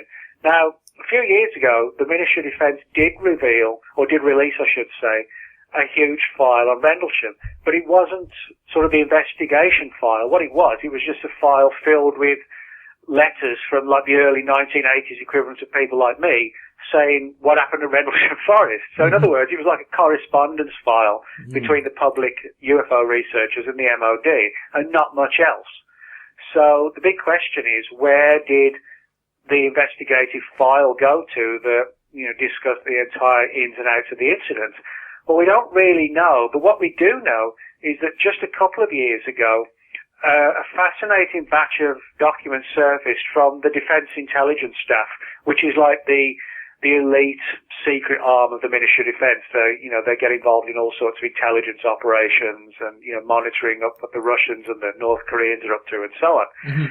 They released a batch of internal documents, which some people think may have been released by mistake, and they concern and contain internal memos from various people in the Defence Intelligence Staff who are saying, you know, there seems to be a whole batch of papers missing concerning this Rendlesham Forest event. Does anybody know where they are? And then there are replies like, along the lines of, no, we don't know where they are, but we think it's possible somebody may have taken steps to obliterate the incident by destroying the files. So, in other words, you've got the Defence Intelligence Staff not hiding the truth about Rendlesham, but baffled that somebody had the power to move in and possibly 30 years after the event or earlier, destroy or remove, which will more likely remove the files to somewhere else.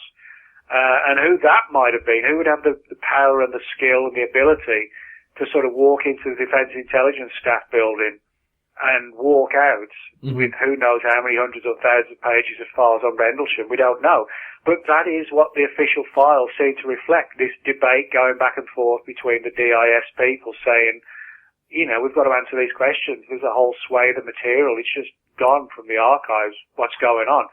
So that, again, like with Roswell, is a pointer that there seem to be powerful people that oversee all this, that, you know, they have abilities and skills and clearance that goes far beyond the average employee of the US Air Force or the British Ministry of Defence.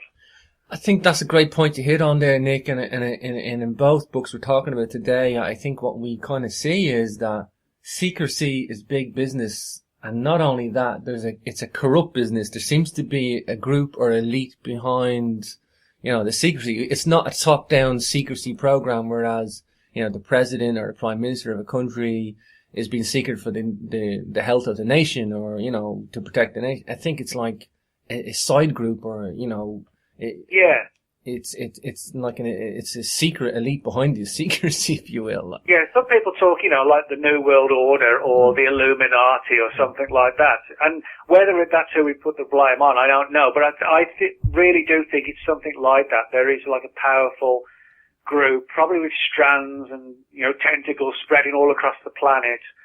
Nobody really knows who they are. You only get invited to them if you're one of the elite. But they're the people who are really pulling the strings. And, you know, they could have people inside the FBI or MI5 or whoever And most of the people who work for these agencies are just doing regular, normal good work, but they don't know that there are people in their own agencies who are also part of this other agency, and they have sort of this secret life going on as well. And I think that may explain how this material suddenly vanishes and why, it all ends up in some black box run by this powerful agency or whatever. Sure. I mean, I'm trying to step away from naming the group, whether you want to go Bilderbergs or New World Order or Illuminati. I mean, all those names are kind of in the public domain. It's fashionable to talk about whether it would be one of those that is so sort of visibly identified with this, or I actually think it could be something else that we don't even know of. But something along the lines of being presented for these bodies, sort of the most powerful, richest people from, families that have power and money and that go back numerous generations and links to the Vatican and all sorts of things.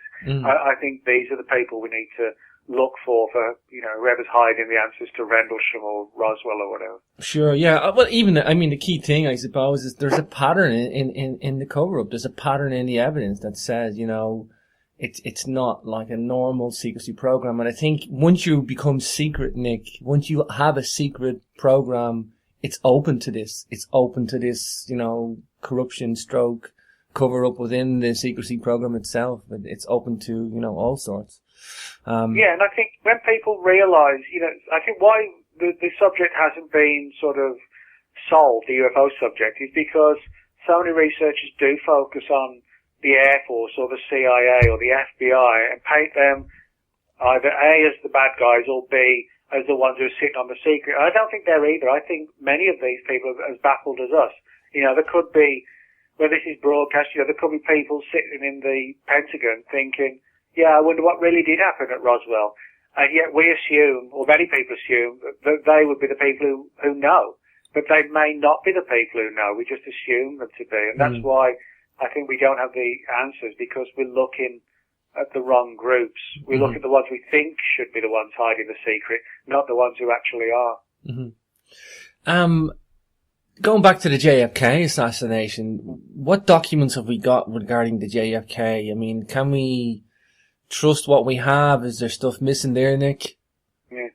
Well, I think we can trust all the documents that have been released. The problem is, despite the fact that there are now hundreds and hundreds and hundreds of thousands of pages literally declassified by numerous US government agencies, none of them sort of offer like a definitive smoking gun as to who was responsible for the death of the president in 1963. The files are tangential and they're interesting and they shed light on who was speaking to who at the time and who was where at the time, but they don't really, go any further than that at all. But what's more interesting is not so much the files that we've got today that, yes, they're interesting, but they don't sort of reveal anything fully. What's more interesting is that the files that were destroyed long before the more modern files were declassified. For example, if we go back to the 1970s, in 1973, a destruction order was made on none other than Lee Harvey Oswald's Army intelligence file. Now, although, some researchers paint Oswald as a totally innocent character who got essentially dropped, the bomb was dropped on him in terms of he was going to be set up, I actually think he was involved in the assassination. He just didn't expect to become the fall guy. He expected to get away. But Oswald was an interesting character because in the 50s, he was linked with another guy. Way back in the 50s, he was linked with another guy who also turned up in the Kennedy assassination, a man named David Ferry, who did contract flight missions for the CIA, all sorts of different things. And Oswald also emigrated to the former Soviet Union, decided he didn't like it, and then, he was welcomed back to the US with open arms. All this was sort of unheard of, the ease with which he got into Russia and got out again. So some people speculated that he was sort of there undercover as part of a US Army program, to find out information about the Russians and report back, which may well have been the case. But the reason we don't know is because in 1973, a destruction order was issued on Oswald's Army intelligence file, and it was destroyed. internal documents that are now in the public domain show that nobody really knew who gave the order to destroy the file, or under what circumstances, or even who did it, other than the fact that the file was destroyed. Now, it's possible that that file probably would have shed a great deal of light on Oswald's Army intelligence career, but we'll never know now. And that's just one of literally hundreds of examples where potentially critical files relative to the assassination were destroyed in the early 70s, long before there was this push in the 1990s to open up all the existing files, which actually followed on from the success of the JFK movie, Oliver Stone's film in 93. This pushed people and also the Senate and the Congress to recommend that the files all be released and unsealed. And but it was too late for so many of these papers that had been destroyed back in the 70s. Mm-hmm, mm-hmm. Well, let's talk the late Diana, Princess of Wales. It's a whole minefield of research around her death alone. It's another conspiracy. It's a whole show in itself, Nick. I mean, Diana's death, as you rightly point out, I guess that sort of, splits people into two camps. Those who think it was just a legitimate accident, others who think that she was murdered, and then there's like a third category where people like, I just really don't know what to think. But in addition to sort of the circumstances surrounding her death, there's a lot of indication that she was the subject of official surveillance long before she died, and that files were put together and transcripts and things like this by not just British intelligence, but by US intelligence and by the Russians as well. And in many respects, this seems to have been to try and grab some dirt on Diana that could be used against her, because particularly, the British monarchy just did not like Diana. And when her marriage to Prince Charles began to fall apart, they were looking for just any way conceivably possible to besmirch her character. And this sort of ties in with the whole Squidgygate thing, which I'm sure a lot of your listeners will remember. Sure. Sort of play on Watergate in terms of the name. Squidgy was a nickname given to Diana by a friend of hers, James Gilby. Yeah. And the Sun famously got hold of a tape recording of a conversation between Gilby and Diana that had supposedly been picked up by an old man named Cyril Reenan, who was a ham radio operator. And it had been picked up by Reenan. He assumed he inadvertently picked it up live, but it became clear afterwards that it wasn't broadcast live. It had been broadcast several times by somebody who made a near-perfect recording of it, and had sort of broadcast it several times in the hope that someone would pick it up and do something with it. Well, Cyril Reenan did. He recorded the conversation and gave it to the Sun newspaper for a fairly hefty sum of money. The more that people looked into it and sort of acoustic specialists were brought in, the conclusion was likely that the recording had been made at GCHQ, General Government Communication Headquarters in Cheltenham, and that there were people there who were trying to essentially destroy again Diana's character, and this was part of the program. Now, where the original, I mentioned this in the book because again, deal with missing material, the quality of the audio that Cyril Reenan recorded from suggests that in reality the original recording was probably held by whoever it was that had recorded it in the first place, and this almost certainly had been GCHQ or somebody like that. So those original recordings, and who knows how many, still may be stored in some archive at GCHQ, or possibly they've been destroyed as well to protect anyone in the event that they got released by an insider.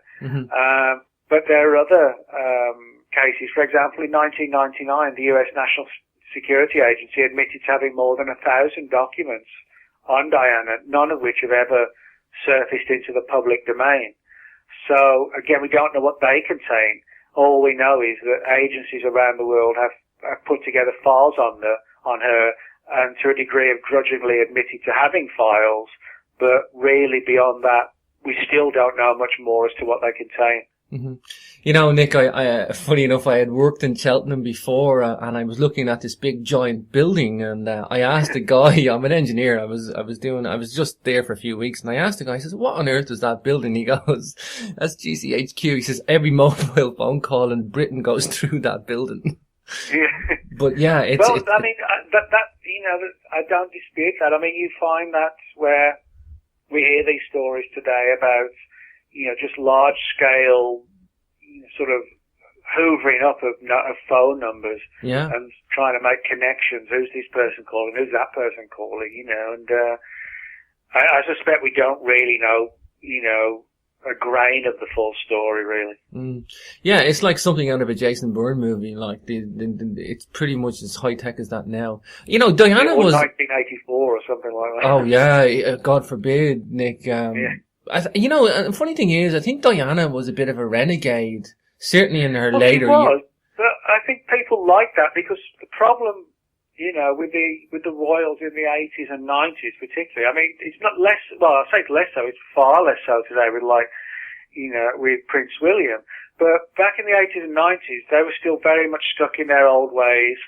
And, there was this view that they were out of touch with the public, and people were griping about the fact that, well, we got to pay some of our tax towards these people who really don't do anything. The Prime Minister makes the laws, and, the royals are only really good for the tourists, and they don't sort of show us any respect, so why should we show them any? And I actually think there was a certain point in the 90s where people were actually sort of ready to rise up against the royals and say, we don't want a royal family anymore. Mm-hmm. And I think that kind of turned around with Diana, and certainly far more today with Prince Harry and Prince William. I think people realise that they're trying to, and have succeeded in sort of getting more in tune with the average person. Personally, I'm not a royalist, but I am someone who is sort of at least pleased that the old days have gone where we're not viewed as, you're just the little people and we're the royals, you know what I mean? Sure. I think they have become more approachable, which has to be a push in the right direction. Mm-hmm. But, I think a lot of that was due to Diana, and as you said, she was a renegade, and I don't think there's anything wrong with being a renegade, and I think she forced by default the royals to change their image, and particularly with the whole Squidgegate thing, if somebody wanted this to destroy Diana's reputation, he actually had the opposite effect, where people came out in sympathy for her because everything she was going through, and she kind of became like the hero of the hour rather than the long-standing royals. Yeah. I'm Irish anyway, Nick. I'm not a royalist by any means, but I liked Diana. I really did. And I liked that, she worked a lot for the mines and to get the land mines out. And she had a good public image. She had a really good public image, Nick, and people liked her. People really liked her.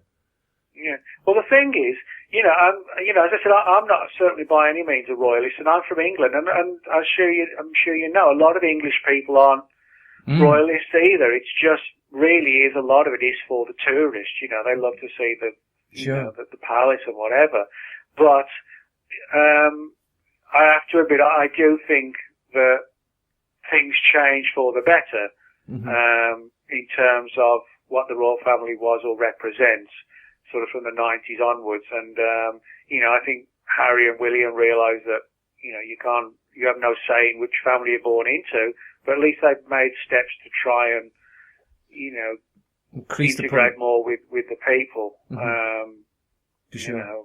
But it wouldn't bother me if there wasn't a royal family, because I don't see that they do anything meaningful that a government can't do. Sure.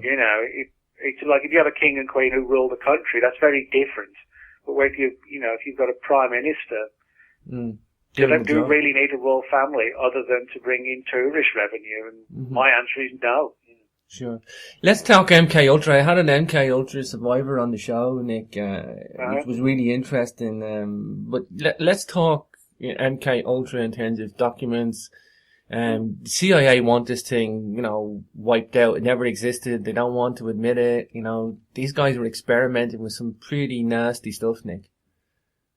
Well, MK Ultra was probably, or it is, I would say, the most famous of all the various mind control programs that have become known over the years that have been developed all around the world. But even at a worldwide level, MK Ultra is certainly the most famous. But mind control is one of these terms that sort of gets bandied around, and a lot of people misunderstand what it means. But essentially, going back to the sort of late 40s, early 50s, numerous agencies around the world began to see the potential capital that could be gained from trying to determine how the human mind could be sort of controlled and manipulated. And this was going on in the US, in the UK, particularly in the UK, it's particularly going on down at Porton Down in Wiltshire, and also with the KGB and the Russians and the North Koreans and all sorts of people. And it involved things like hypnotism, mind-altering chemical substances, hallucinogenics like LSD, and essentially, just exposing people to these substances and seeing how they could hallucinate, or how the mind could be controlled when a person was in a susceptible state. And also to try and create what have become known as Manchurian candidates, where you'd have like a hypnotized assassin who would, kill someone and then have no recollection of it afterwards, and there would be like plausible deniability where like the Russians could say, well, it's nothing to do with us, you just went on a killing rampage or whatever. Perfect assassin. The perfect assassin. MK Ultra was like the most infamous one of all these. And it's been written about quite extensively, but the reason why I included a chapter on this in the book is because there's one aspect of the whole affair that hasn't really been sort of studied or commented on to a great degree, and that's what happened when MK Ultra became public knowledge in the early to mid 1970s, actually 1973. What happened was that the director of the CIA at the time, Richard Helms, was very concerned about when the story broke, what would happen if the files themselves got into the public domain. And so Richard Helms actually ordered the destruction of the entire archive of MK Ultra documents. Now, actually quite a large number of MK Ultra documents weren't destroyed, but that was only because they were held by other agencies and various contracting companies that did work for the CIA. So a lot of it actually got missed. But the main body of MK Ultra documents that were held at the CIA's archives, not too far from their headquarters, Richard Helms ordered one of his staff, Sidney Gottlieb, to head out to the archives and order the main chief archivist to accompany him to where the MK Ultra files were kept, and then they were all boxed up, taken into the basement, and literally set fire to. They were just, relegated to the furnace. Now, we're talking hundreds and hundreds and hundreds of thousands of pages of files going back to the 50s, and people might wonder, well, why on earth would they destroy all that material? It doesn't make sense. But the reason was, the material by the 70s was essentially all historical, and the programs themselves had been successfully put into place. So, in other words, this wasn't like raw research data that was required still in 1973. It was, for all intents and purposes, historical material that was being preserved. But even so, it told a lot of stories that certain people may not have wanted getting into the public domain, hence its destruction. And that is kind of, sad in the sense that it's an entire portion of history has just been obliterated, and we'll never get that back. We'll never really know the sheer extent to which these programs went on. This was long before there was large scale photocopying going on, and, many of the files were just the originals, and, they were just literally burned to a cinder. I mean, boxes and filing cabinet fulls, just reams and rooms of them. Sure. Nick, let's talk Marilyn Monroe. What an interesting character to research. This lady was interacting with all sorts of people. What a life story this woman had. Well, yeah, Marilyn Monroe, she's sort of perceived by a lot of people as this dumb blonde type character, but she actually wasn't. She was very highly intelligent, very learned and knowledgeable in world affairs. But it was a public persona in the movies, but also, in public, press conferences, that kind of thing. she would also sort of play up on the, the blonde bombshell angle, which was great for us. You want to watch her on TV or the movies, but it kind of promoted the, like an image of her that actually wasn't her. Now, she was someone who suffered from major sort of self-esteem issues and, was sort of very vulnerable and, suffered a lot and was manipulated by a lot of people as well. Now, it's sort of an unacknowledged fact that she had affairs with both President John F. Kennedy and his brother Robert Kennedy, who was the Attorney General. And there's a long-standing story that in 1962, when Kennedy was having an affair with Marilyn Monroe, the president, was having an affair with Marilyn Monroe, he supposedly told her a number of state secrets in an effort to kind of like impress her into the bedroom, so to speak. And one of these related to plans to invade Cuba and overthrow Fidel Castro. Another one related to the sort of the worsening situation between the West and the Soviets at the time that sort of culminated eventually in the Cuban Missile Crisis. But also, there's this story and a document that surfaced unofficially rather than through the Freedom of Information Act, but that looks quite genuine. Whether it is or not, that's a big question. But it deals with, it's basically a transcript between a woman named Dorothy Kilgallen, a US newspaper journalist, and a man named Howard Rothberg, and it's dated 1962, and it's purportedly a CIA transcript of a wiretap of a telephone conversation between Kilgallen and Rothberg.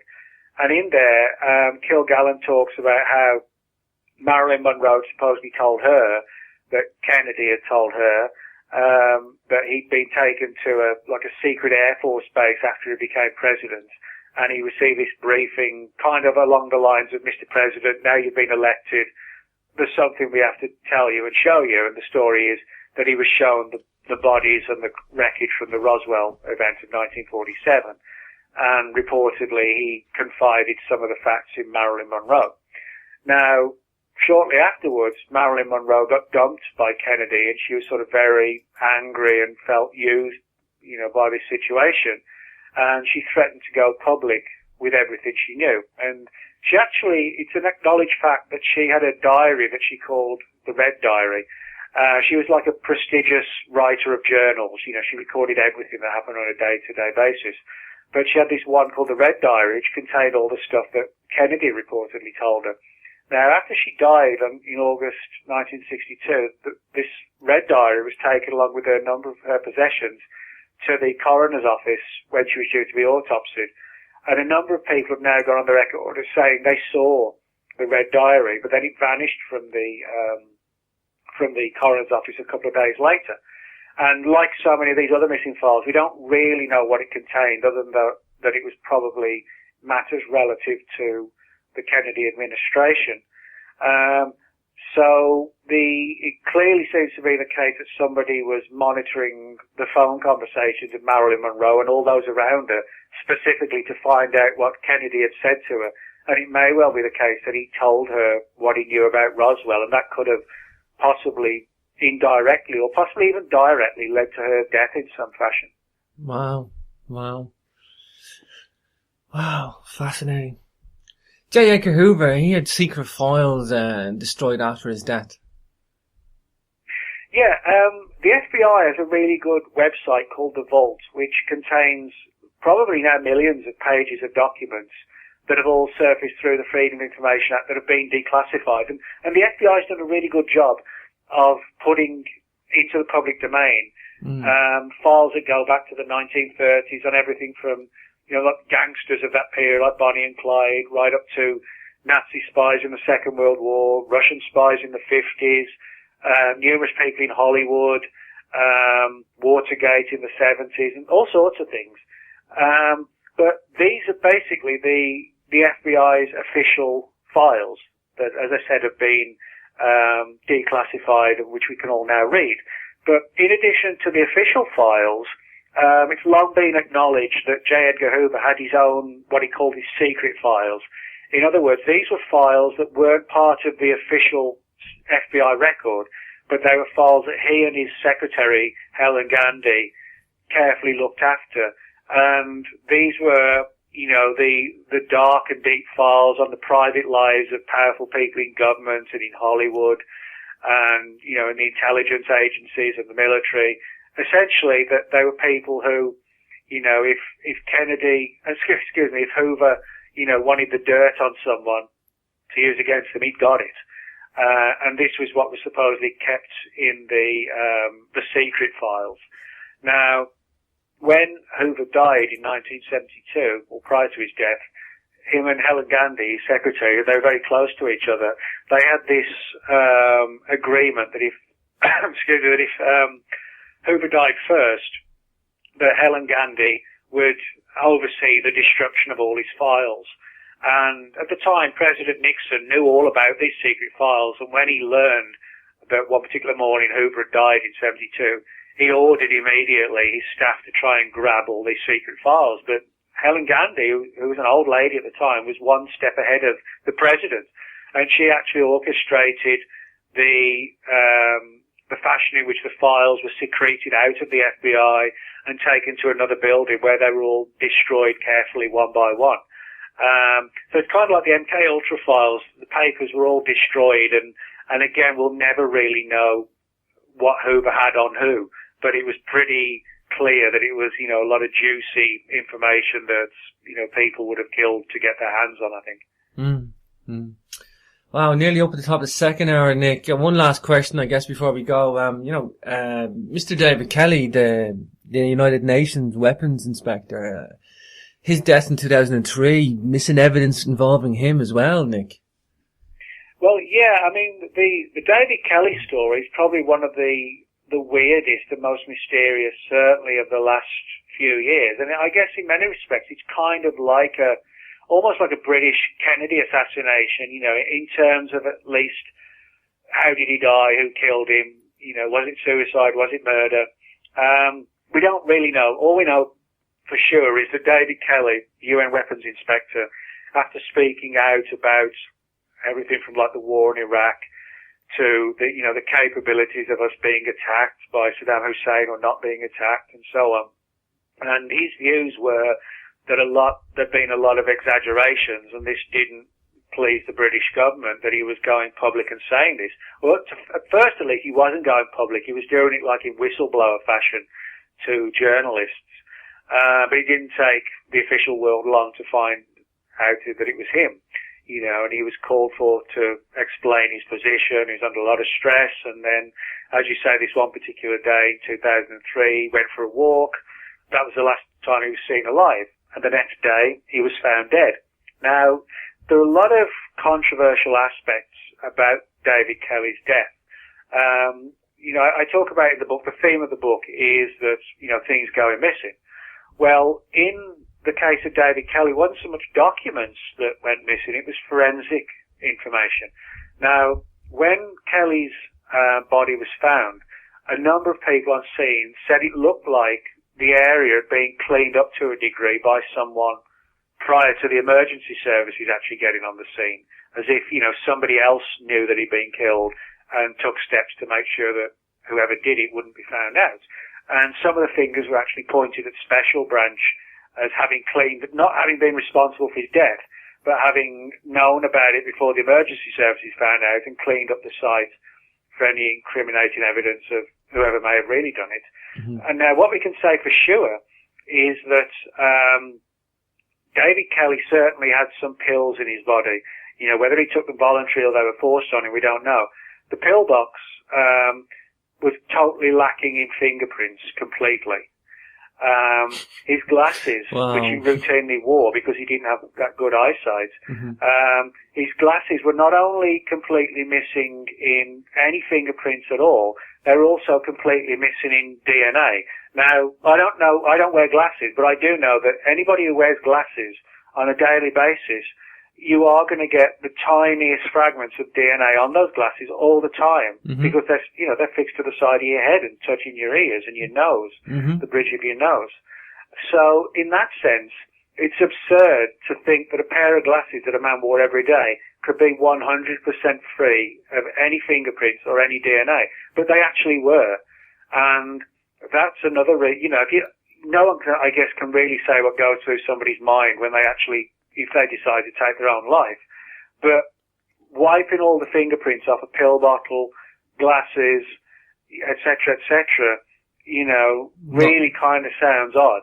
Yeah. And even if you could do it to the extent, surely there would still be one or two, the very minutest bits of print or DNA left, but there wasn't. So, these are all issues that, for me at least, keep wide open the circumstances surrounding David Kelly's death. I don't think, I'm not saying we won't ever get the answers, but I don't think we've got half the answers right now, certainly. Wow, Nick, what an awesome book. For Nobody's Eyes Only, Missing Government Files and Hidden Archives. Nick, you definitely got a unique approach. I love what you do from the mystery. You've got an truth that you're seeking, and you got this diligent journalism as well, Nick. I think I would say you don't have to be enthusiastic about it, but for me, I do. I can't sort of just do it and go through the motions. I mean, there's a million things I could write about, but there's a million things that don't interest me. But certain things that do interest me, I'll keep on sort of pushing and pushing. To get the answers, because I want the answers. You've got to have that kind of energy and enthusiasm for what you're writing about. You certainly have that, Nick. You definitely do, brother. It's great to see. I mean, I wish you all the success of the books. Again, of course, the first book, Close Encounters of the Fatal Coin, that's the latest one out. What's new for you, Nick? You just going to keep writing and do the TV stuff? I've actually got another book out in September. It's like an A to Z book. It's called The Zombie Book, and it's an A to Z of everything to do with zombies, like in movies, novels, TV shows, history, folklore, mythology, conspiracy theories. Wow.